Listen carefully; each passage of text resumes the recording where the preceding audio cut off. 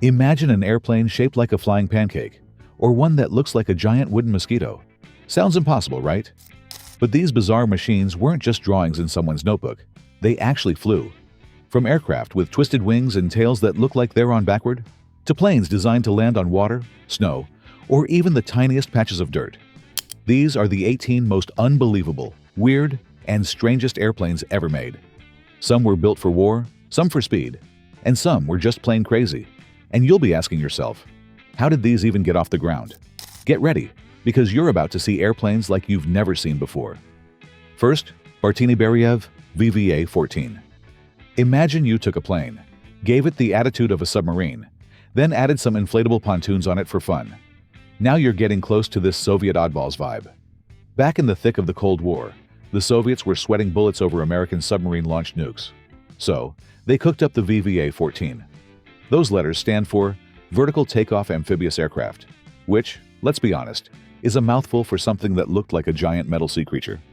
The brain behind it all was Robert Bartini, a guy so ahead of his time that people joked he was an alien. Bartini, who actually left Italy in the 1920s to escape Mussolini's nonsense, believed this bizarre machine could take off from land or water without a runway and glide low over the waves, sniffing out American submarines carrying Polaris missiles. The first flight was in 1972. It eventually sprouted those inflatable pontoons so it could float like a weird boat. But here's where it gets interesting. It never actually got its vertical takeoff engines. They just never arrived. This bird was only flown 107 times over 3 years, racking up around 103 hours of airtime. It never had any gear to detect submarines, so it was like a guard dog with no teeth, just testing systems and seeing how it handled hugging the water surface. Pilots nicknamed it Zmai Gorinich, after the three-headed dragon in Russian folklore, because from the ground, that's exactly what it looked like with its odd front end and stubby wings. After Bartini died in 1974, the project died with him. Only 2 of these futuristic contraptions were built, and just 1 actually flew. The Soviets packed up the surviving prototype in 1987 to ship it to the Central Air Force Museum near Moscow. But in true tragic style, it got looted and damaged en route. Today, it's sitting out in a field near Moscow, rusting away under the cold Russian sky. A weird steel dragon that once symbolized the USSR's hope to outmaneuver American nukes. Ready for the next strange plane? But before then, if you love discovering insane machines and jaw-dropping aviation stories, make sure you hit that subscribe button and turn on notifications, because we've got a lineup of mind-blowing engineering wonders you don't want to miss on our channel. 2. Blohm and Voss BV-141. If you think planes are supposed to look symmetrical, the Blohm and Voss BV-141 says, "Hold my beer." This German World War I reconnaissance plane looks like it was designed by a mad scientist who forgot which side was up. Instead of a nice, balanced fuselage, the BV-141 had a powerful engine pod on the left and a fully glazed crew cabin sticking out on the right. It's like someone duct-taped a greenhouse to a fighter engine and called it a day. You'd think it would fly like a drunk goose, but shockingly, it flew well enough to impress Luftwaffe test pilots. Designed by Dr. Richard Vought, Blohm and Voss pushed this design despite the German Ministry of Aviation initially rolling their eyes at the weird layout. They didn't want to waste government cash, so the company built the first prototype using its own funds. When it took its maiden flight in February 1938, it actually performed well, aside from a slight landing gear wobble. The cockpit gondola provided the recon crew with an unobstructed 360-degree view, perfect for spotting enemy movements, and the asymmetry counterbalanced the engine's torque, making it surprisingly stable. Test pilots loved it, and it even performed well in weapons tests. The Luftwaffe was on the verge of giving it the green light for mass production, but then came the bureaucracy. The BV-141 was officially rejected in April 1940, with the official excuse being that it was underpowered. Only a small handful were built, with the prototypes getting sent to places like the Erprobungsstelle Testing Center at Rechlin and Reconnaissance Training School in Grossenhain.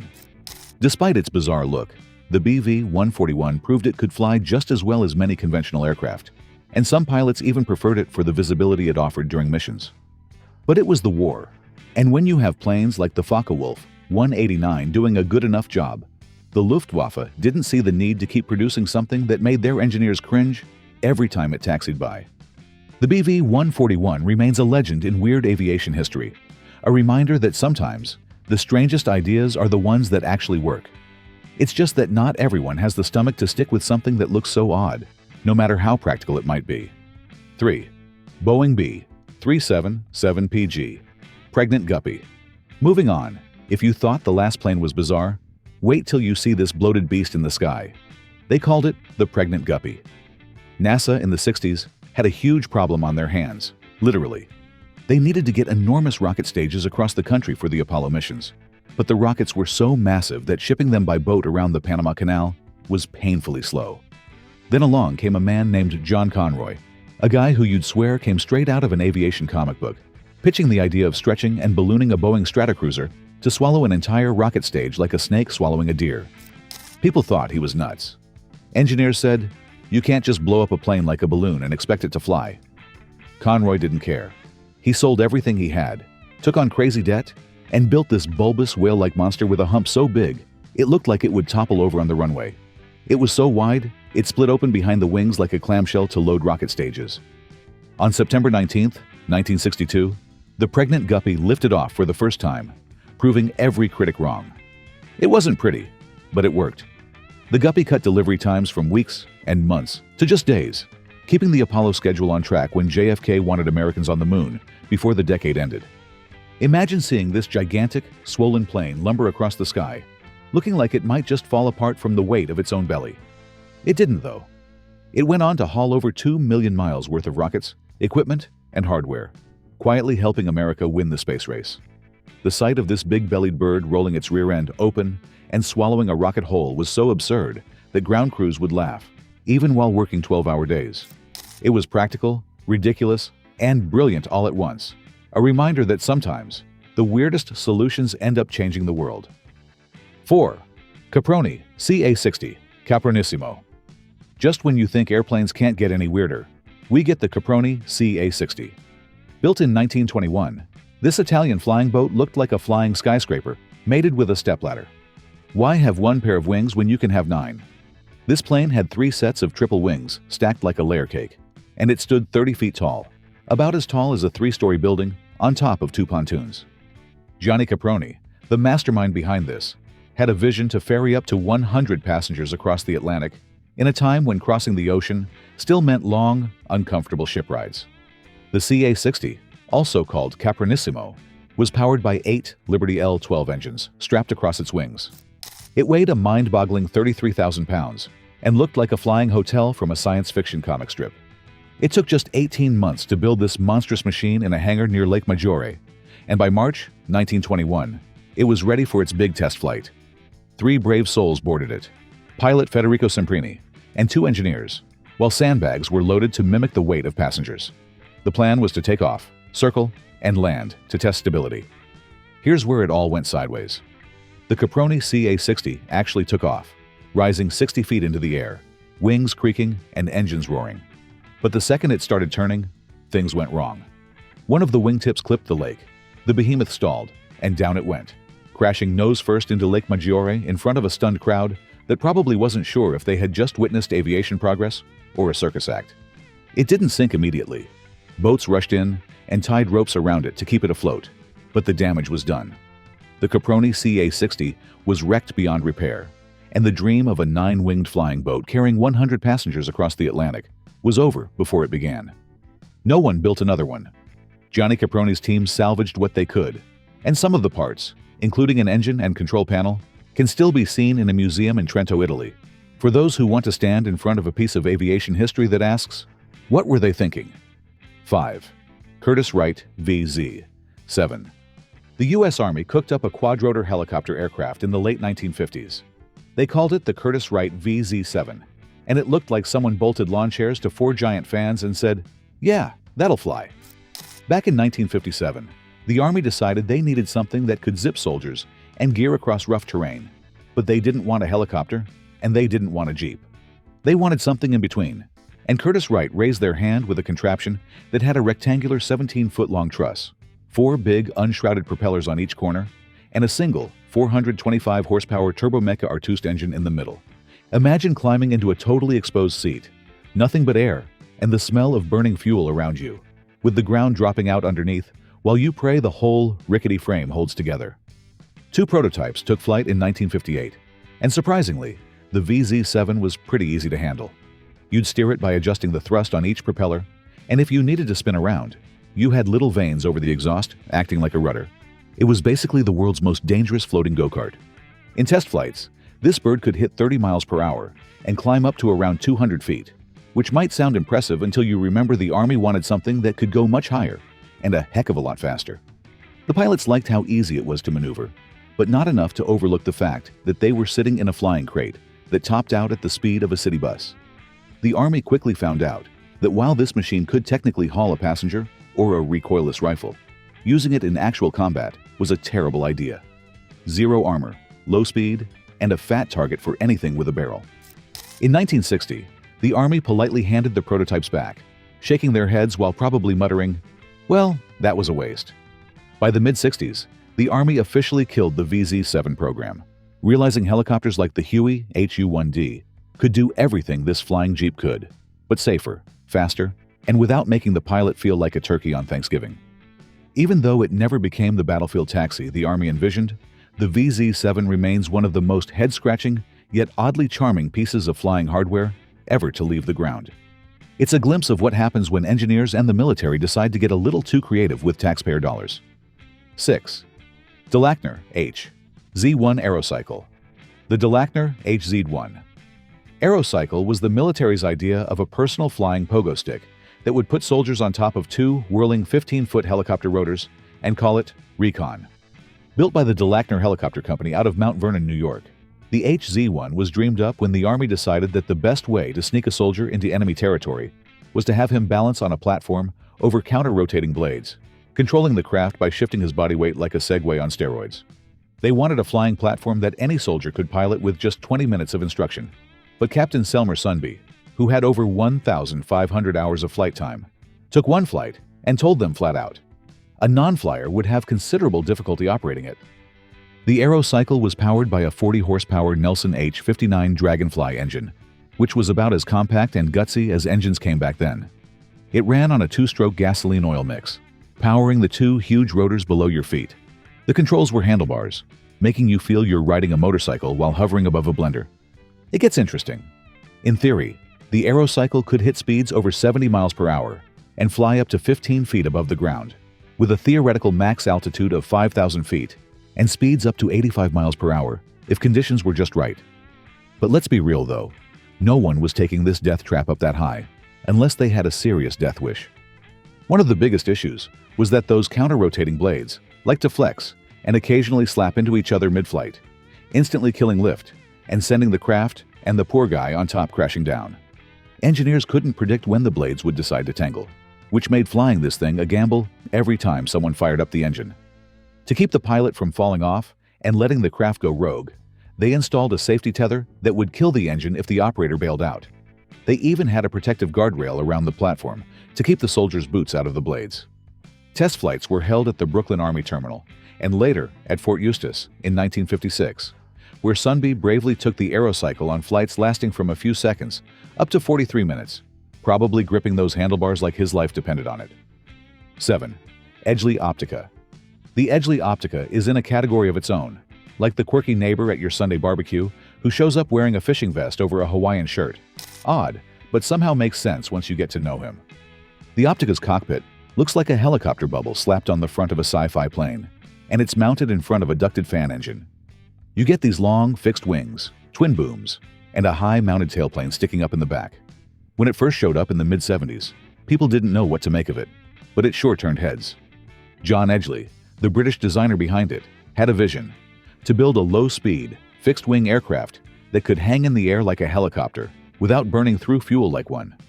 You see, helicopters can hover and crawl through the sky at turtle speeds, perfect for surveillance and border patrol, but they're pricey to operate and maintain. Fixed-wing planes are cheaper, but need speed to keep flying. The Optica was supposed to crack that code. In 1979, the first Optica took to the skies powered by a 6-cylinder Lycoming 0540 engine, giving out 250 to 350 horsepower, plenty to push its odd frame around while maintaining that slow-speed hover-like feel. The cockpit offered an incredible 270-degree panoramic view, letting pilots practically look straight down or up without shifting in their seats, making it perfect for photographers, search and rescue, and folks who just like to gawk at the ground from above. But here's where it gets even wilder. The Optica's tricycle landing gear was heavily reinforced to handle all sorts of rough field landings, and its wings were unswept and untapered to help avoid low-speed stalls.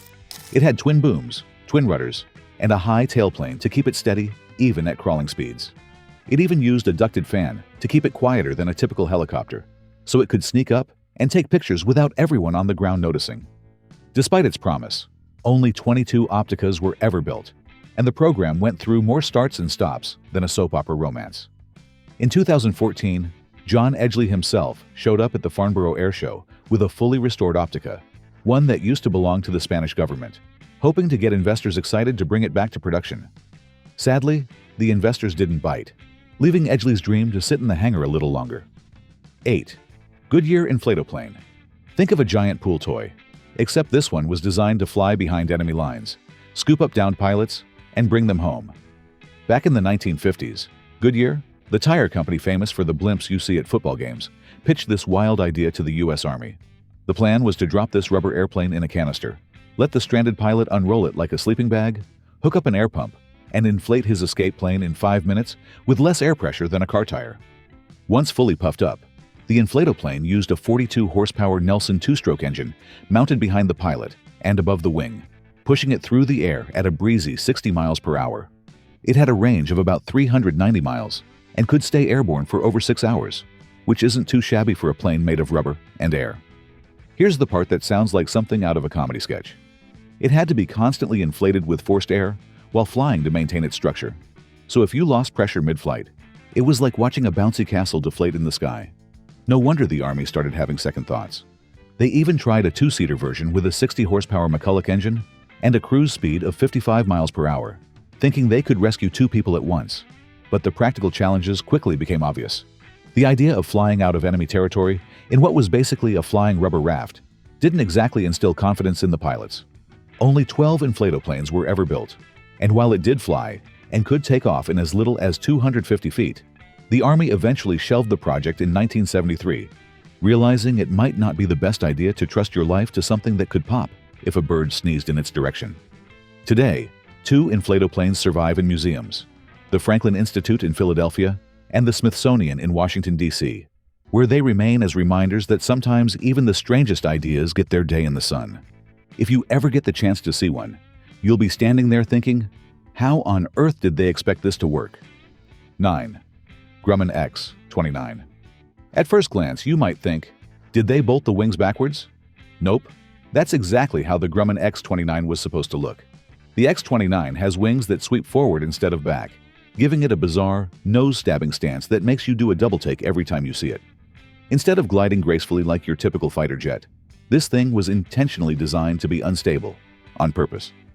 Back in the 1980s, during the heat of the Cold War, NASA, the Air Force, DARPA, and Grumman all decided to team up and build the ultimate fighter. They wanted a plane that could turn on a dime, dance through the skies, and pull maneuvers that would snap a lesser aircraft in half. The X-29 first took to the skies in 1984, and its design was so unstable that it was completely unflyable without the help of not one, but 3 onboard computers, making 40 adjustments every second just to keep it from tumbling out of the sky. Christian Gelzer, NASA's Armstrong Flight Research Center historian, put it bluntly: if those computers shut down, the plane would have broken up around the pilot before they could even think about ejecting. That's how unstable this bird was. They only made 2 of these experimental jets, using them as flying laboratories to gather valuable data about forward-swept wings, composite materials, and super agile maneuvering. It wasn't about sending them into battle. It was about learning what could be possible. But if you think this was the first attempt at a forward-swept wing design, think again. The Germans actually tried this concept way back in 1944 with the Junkers Ju 287, and Hans Wacke, the guy behind that, later put the same idea into a small business jet in 1964. But nothing looked as radical as the X-29 when it sliced through the sky like an arrow pointed in the wrong direction. Even though it was experimental, the X-29 provided NASA and the Air Force with invaluable data on the aerodynamic behavior of forward-swept wings, which still influence modern fighter designs and drones today. 10. Hafner Rotabuggy. The Hafner Rotabuggy is Britain's attempt at creating an airborne jeep. I kid you not. This was literally a Willys Jeep with a helicopter rotor slapped on top, like something out of a Looney Tunes cartoon. The year is 1943, and the British Airborne Forces Experimental Establishment decided it would be a brilliant idea to give paratroopers their own wheels the moment they touched down. Austrian designer Raoul Hafner led the team that turned this idea into the Buggy, essentially converting a Jeep into an autogyro to create a flying car before flying cars were even a sci-fi dream. They didn't build a fancy prototype either. They just took a regular Willys Jeep, fitted it with a two-bladed rotor measuring over 40 feet across, added a streamlined tail with twin fins, and called it good. Before they even got it into the air, they tested the Jeep's strength by filling it with concrete and dropping it from over 7 feet in the air to see if it could survive the impact. Turns out, the Jeep could handle up to 11 Gs without braking, so it passed the "will it shatter when dropped" test. For the actual flight tests, they started by towing the Buggy behind a supercharged Bentley down a runway, hitting speeds up to 65 miles per hour before it finally lifted off.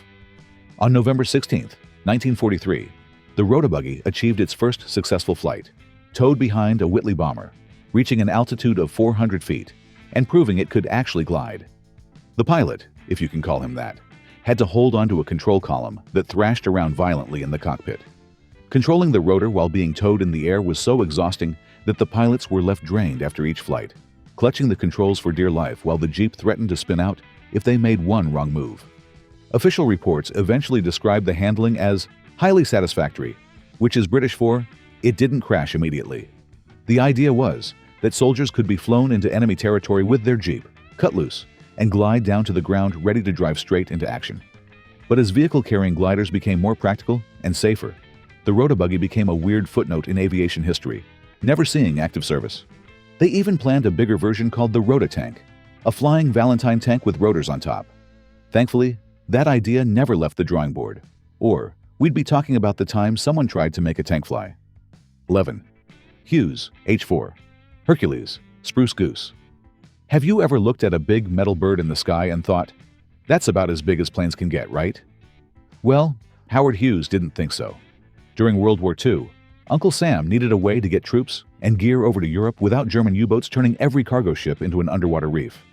They turned to billionaire aviator Howard Hughes, who was as stubborn as he was brilliant, and told him, build us a flying cargo ship, but hey, don't use any metal. That's like telling a guy to build a battleship out of popsicle sticks.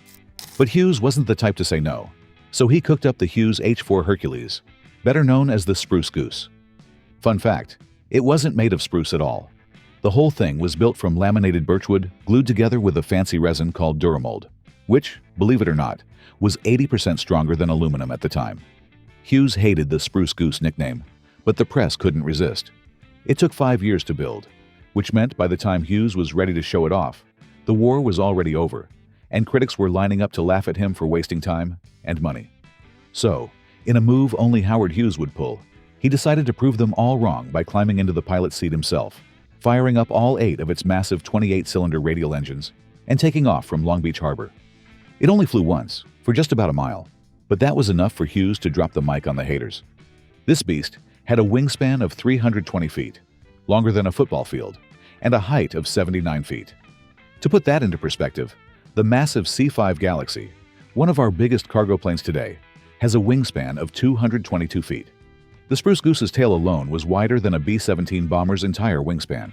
It was designed to haul 150,000 pounds of cargo, or 750 troops, numbers that would make even today's heavy lifters break a sweat.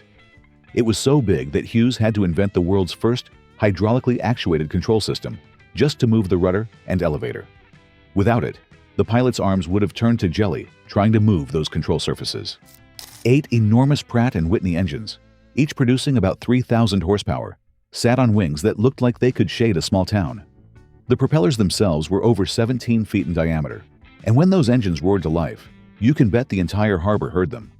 If you want to see this wooden giant for yourself, you can find it resting at the Evergreen Aviation and Space Museum in McMinnville, Oregon, standing as a reminder of a time when desperation and crazy dreams collided to create one of the strangest and most unbelievable airplanes ever made. 12th. Lockheed Martin P791. Ever wondered if a blimp could be an airplane? Meet the Lockheed Martin P791, a hybrid airship that mashes together aerostatic lift with aerodynamic lift, creating a beast that's part blimp, part aircraft, and fully weird. Lockheed Martin's Skunk Works in Palmdale, California, cooked this one up as part of DARPA's Project Walrus. The P-791's job was to test the idea of a long-endurance multi-intelligence vehicle meant to float high over the battlefield, watching and waiting, or to carry heavy cargo where trucks and planes couldn't easily reach. Its first flight was on January 31, 2006, and although it only flew 6 times, each flight was a step toward proving that hybrid airships could actually work. With a length of 120 feet, the P-791 sported a tri-hull design that looked like 3 blimps stuck together, with massive disc-shaped landing cushions underneath that made it look like it was ready to bounce its way down a runway. It didn't win the Army's contract. Northrop Grumman's HAV-3 got the nod instead, but Lockheed Martin wasn't done with it. They rebranded the P-791 as the Sky Tug for civilian cargo use, claiming it could haul up to 18,000 kilograms while sipping less than 1/10 the fuel of a helicopter. Think about that for a second. A craft this large, capable of carrying massive payloads, could deliver cargo to isolated parts of Alaska or remote jungles without needing a single runway. It could touch down on dirt, snow, or even waterlogged terrain, and then lift off again with supplies or passengers, all while staying faster than a cargo ship and more efficient than a chopper. Because it uses both aerostatic and aerodynamic lift, it doesn't have to burn fuel just to stay airborne like a helicopter does. Yet it can still move at speeds far above what a traditional blimp could manage. It's the perfect combination of weird, practical, and futuristic, exactly the kind of thing that gets aviation enthusiasts talking. 13. Lockheed XFV Salmon. The Lockheed XFV, better known as the Salmon, looked like a prop plane someone decided to stand up on its tail, add a pair of giant counter-rotating propellers on, and say, "Yeah, let's fly it like that." Back in the 1950s, the U.S. Navy was itching to protect convoys without eating up precious deck space, so they wanted vertical takeoff and landing fighters that could hop off a tiny platform on a merchant ship. Skunk Works, always ready to take on the bizarre, built the XFV to meet that need, and it first took to the air in June of 1954, flown by Chief Test Pilot Herman Fish Salmon. They nicknamed the XFV the Salmon after him, but it probably should have been called the Flying Pogo Stick. Imagine trying to control this thing while it's balancing on its tail, with massive 16-foot propellers spinning just inches away, and you're supposed to lift off vertically like a rocket before transitioning to horizontal flight. On its first official outing, Salmon was just supposed to taxi the aircraft, but he accidentally hit liftoff speed, giving the XFV its first hop into the sky. This flying experiment had a 37-foot-long fuselage and a 30-foot wingspan, with over 10,000 pounds of thrust from its Allison YT-40A14 engine, driving those monstrous propellers.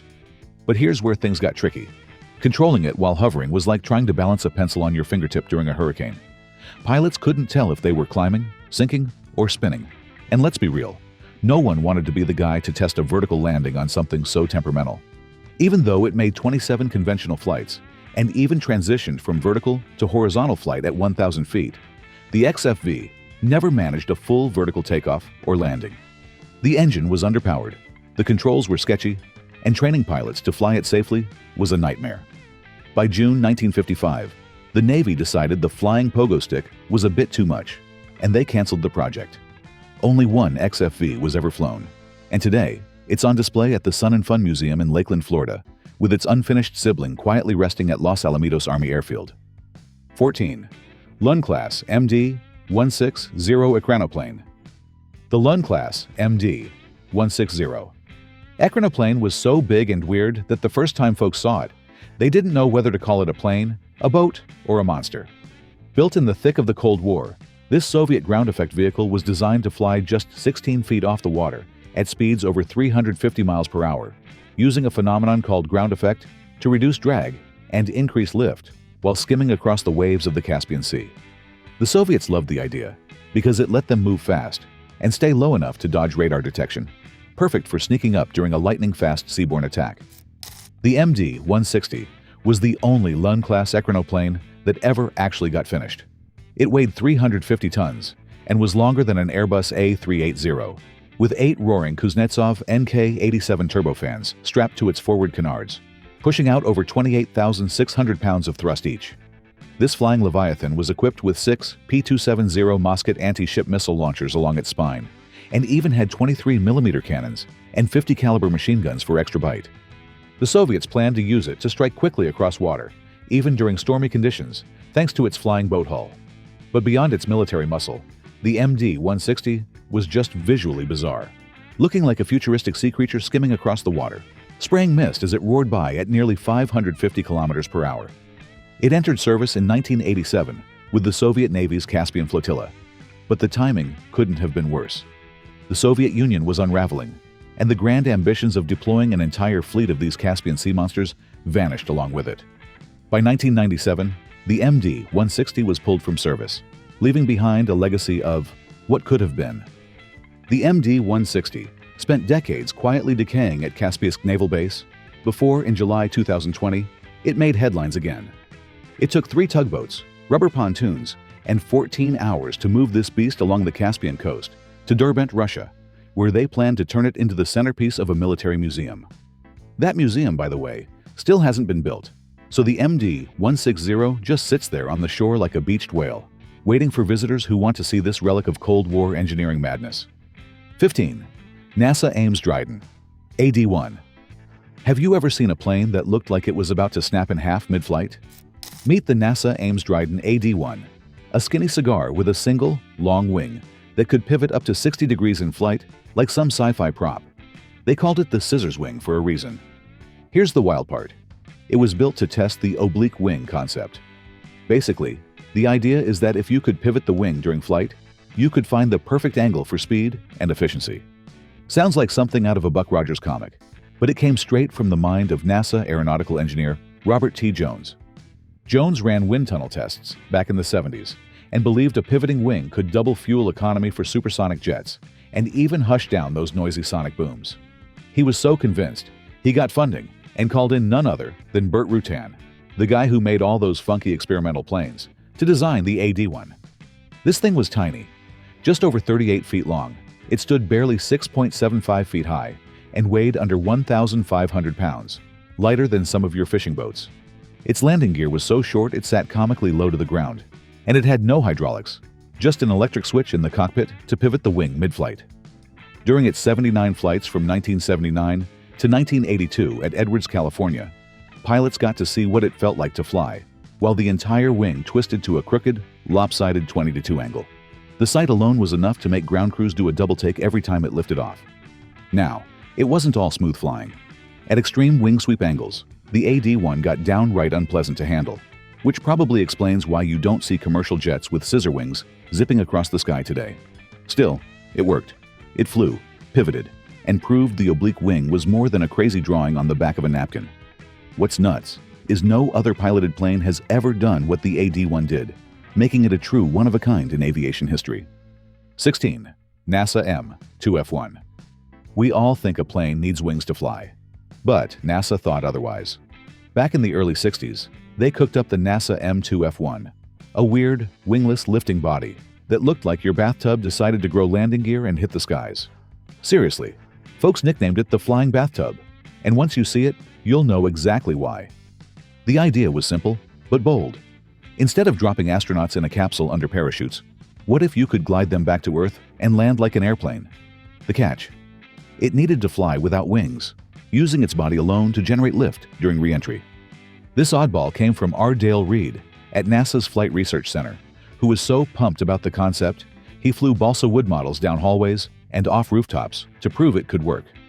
Reed's passion convinced the higher-ups to give him a green light to build a full-scale version on a shoestring budget of about $30,000, the kind of cash some guys drop on a Harley.